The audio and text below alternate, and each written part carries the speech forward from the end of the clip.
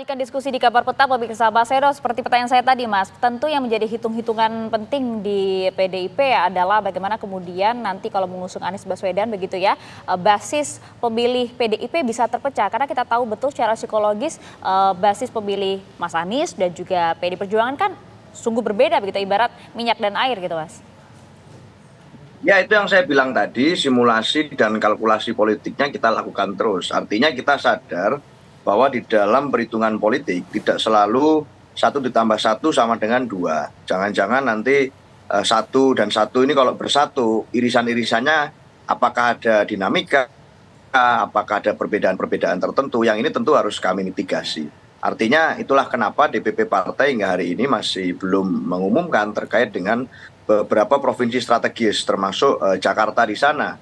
Kita tahu bahwa pilkada serentak ini artinya di 545 daerah, keputusan di satu daerah ini akan sangat berpengaruh, bisa jadi sangat berpengaruh ke daerah-daerah lain yang juga melaksanakan pilkada dan pemilu. Sehingga tentu kami harus sangat berhati-hati dalam mengambil keputusan. Bahwa kami berasas partai kader itu tidak perlu diragukan lagi. Kita diajarkan untuk belajar dalam proses kepartaian yang sesuai mekanisme.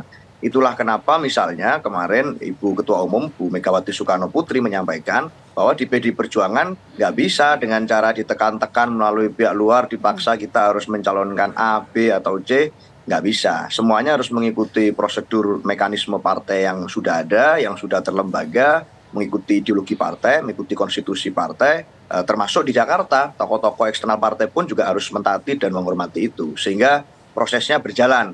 Tetapi bahwa Pak Anies di dalam Pilpres kemarin punya concern yang sama dengan kami terkait berbagai isu demokrasi, punya concern yang sama, kesadaran yang sama untuk melawan politik nepotisme, itu adalah sesuatu yang tidak bisa dipungkiri. Sehingga rasionalisasinya apa kalau hari ini terjadi pertemuan antara Pak Anies dan PDI Perjuangan Jakarta, yaitu rasionalisasinya keinginan untuk melawan politik dinasti yang itu menggunakan intervensi kekuasaan, keinginan politik yang sama untuk melawan nepotisme, itu yang kita sepakati di irisan itu. Oke, tapi siapa mengambil resiko itu, Mas? Kan ada multivariabel. Tapi siapa mengambil resiko bahwa kemudian nanti akan ditinggal pemilih? Kami belum mengambil resiko apa-apa, keputusan kan belum. Ini masih proses penjajakan beberapa hari, beberapa jam ke depan. Tetapi tentu saja hitung-hitungan itu yang harus kami matangkan. Karena saya rasa pemilih PDI Perjuangan, konstituen PDI Perjuangan juga sangat mencermati dinamika politik nasional yang terjadi akhir-akhir ini. Dan peringatan darurat yang disampaikan oleh seluruh elemen civil society itu juga dirasakan oleh konstituen PDI Perjuangan. Itu, Mbak. Baik, Mas Eno, tadi Anda mengatakan bahwa PDIP adalah partai kader. Adakah syarat dari PDIP bahwa Anies ini harus dimerahkan jika ingin diusung dari PDIP?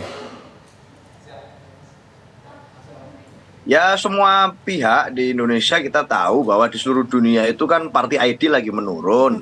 Artinya orang percaya pada aktor-aktor, sedangkan di PDI Perjuangan ini ada semacam ada gium, no player should be bigger than the club.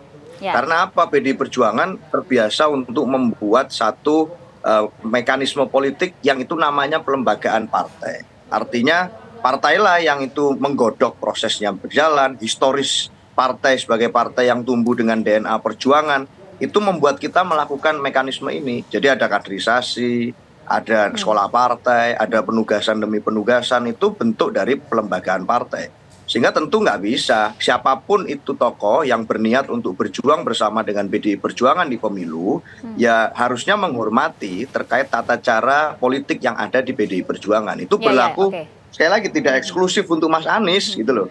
Jadi yang untuk semua pihak lain yang di daerah-daerah lain tertarik untuk dengan kami ya mengikuti kaidah-kaidah tersebut. Prinsipnya itu saja. Oke, prinsipnya itu ya, Mas Toto. Tapi Anda melihat apakah kemudian lebih diuntungkan jika Anies Baswedan menjadi kader dari PDI Perjuangan, dan juga apakah PDI Perjuangan bisa kemudian mengambil ceruk pemilih dari Anies Baswedan kalau Anda lihat nanti di Pilgub Jakarta? Menguntungkan siapa nih? Anies atau PDI Perjuangan? Untuk PDIP. Ya, siapapun yang masuk menjadi kader PDI Perjuangan akan diuntungkan. Karena artinya kan nambah kader, nambah sosok yang memang memiliki basis elektoral untuk kemudian menjadi kekuatan baru bagi PDI Perjuangan. Jadi sudah pasti tidak ada ruginya, karena pada titik ketika Anies Baswedan menjadi kader, dia akan terikat dengan semua garis besar kebijakan partai, garis ideologi partai. Pada titik itu Mas Anies lebih bisa dipastikan berada pada satu garis kebijakan dan garis ideologi yang mungkin oleh sebagian kalangan sekarang masih dipertanyakan. Ini kok jangan-jangan seperti hanya sebuah kawin paksa saja untuk kebutuhan elektoral, menang, tapi kemudian potensi untuk kemudian berjalan dalam Bersama-sama spektrum depan. yang sama masih harus dipertanyakan gitu. Tapi jadi pertanyaan juga memang yang harus disadari menurut saya oleh teman-teman PDI Perjuangan adalah bahwa buat Mas Anies hampir tidak ada pilihan lagi selain berharap kepada PDI Perjuangan dalam konteks prasyarat untuk bisa maju ya. Itu dengan catatan apabila 12 parpol itu sudah di-cut oleh Kimples dan tidak mungkin bergerak lagi. Tapi buat PDI Perjuangan jangan lihat ini sebagai hidup mati. PDI Perjuangan kalah pun di DKI dengan siapapun yang dimajukan, PDI Perjuangan akan tetap ada. Karena masih ada 544 daerah lain. Iya.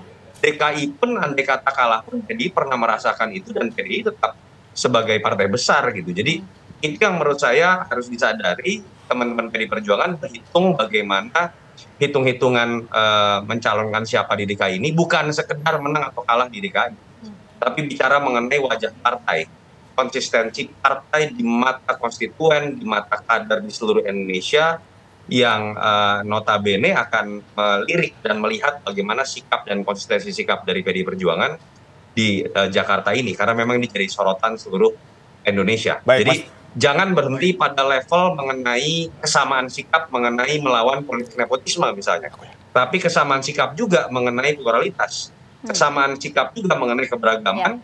Yang itu menurut saya harus jadi satu ujian dengan track record yang dimiliki Anies selama ini. Baik, Mas Toto, tadi kan PDIP yang diuntungkan ketika Anies menjadi kader. Nah sekarang kita balik, kalau misalnya Anies bergabung dengan PDIP, apakah Anies juga diuntungkan? Dan melihat karakter Anies, apakah mungkin Anies akan bersedia untuk bergabung dengan PDIP dan tunduk, saya kasih tanda kutip gitu Mas? Ya kalau bicara mengenai diuntungkan atau tidak, Anies diuntungkan jadi bisa maju, itu. Tetapi harus ada pertanggungjawaban dari Mas Anies terhadap basis konstituen yang mungkin sebagian diantaranya tidak terlalu nyaman dengan ideologi yang dimiliki oleh PDI Perjuangan, dan itu resiko ketika ingin bernegosiasi, apalagi sampai masuk ya ke PDI Perjuangan gitu. Dan apakah tunduk atau tidak ya, saya sih hanya melihat dulu Mas Anies sangat dekat misalnya dengan Nasdem, dan setahu saya tidak berujung pada masuknya Anies ke kader Nasdem. Sangat dekat juga dengan basis ideologi dari PKS, tapi tidak berujung juga dengan masuknya Mas Anies menjadi kader PKS. Jadi dilihat dari sepak terjangnya, menurut saya masih melihat kemungkinan besar Mas Anies akan mengambil posisi tidak masuk di dalam partai. Jadi bolanya nanti akan ada di PDI Perjuangan. Kalau Mas Aniesnya sendiri sudah pasti hanya bisa berharap dari PDI Perjuangan. Hitungan saya beliau tidak ingin masuk menjadi KTA PDI Perjuangan, tinggal bolanya ada di PDI Perjuangan. Ya, bolanya ada di PDI Perjuangan, Mas Seno. Akankah kemudian langkah yang akan dipilih oleh PDI Perjuangan ini kemudian mengambil non-kader Anies Baswedan untuk dipasangkan dengan kadernya atau bagaimana? Secara psikologis, Bu Mega sekarang suasana kebatinannya seperti apa sih? Ya itu, kalau di kami saya kira sangat clear bahwa ada dua nalar setidaknya yang kami gunakan dalam menghadapi pilkada, menentukan rekom. Satu, nalar kuantitatif jelas, artinya metodologi survei sebagai basis elektoral membaca peta, itu kami gunakan untuk memetakan nama-nama. Tetapi juga ada nalar kualitatif. Nah, nalar kualitatif inilah yang disebut oleh Mas Toto tadi tentang variabel-variabel berkaitan dengan kesamaan concern. Tidak hanya tentang kesamaan concern saat ini, tetapi juga track record panjang itu berkaitan dengan komitmen-komitmen ideologis yang tampak dari langkah politik masing-masing aktor. Nah, ini kami pelajari betul. Maka di berbagai daerah memang seringkali pilihan-pilihan politik kami melihat, mencermati kondisi tersebut. Termasuk apalagi bahkan justru di Jakarta menjadi salah satu daerah yang sangat kami prioritaskan, karena disinilah center of gravity politik nasional dan bisa menjadi etalase politik untuk Pilpres 2029.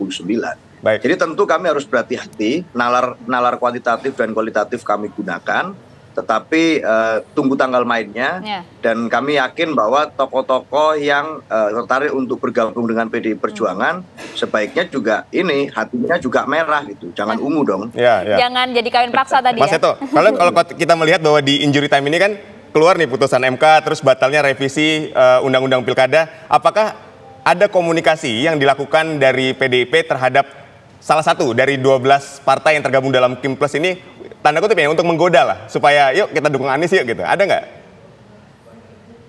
Ya kita nggak ada goda-menggoda, dari awal kita komunikasi politik yang terbuka kok dengan semuanya gitu loh. Jadi nggak pakai flirting-flirting lagi, semuanya udah dari awal udah kita ajak komunikasi bahwa kalau mau maju dengan kami ya monggo gitu. Kita tidak pernah tertutup dengan kemungkinan-kemungkinan tersebut selama ini. Persoalannya kan memang ini agak anomali di Jakarta. Kita tahu lah bahwa itu berlawanan dengan survei. Ada 3 nama yang sangat kompetitif selama ini.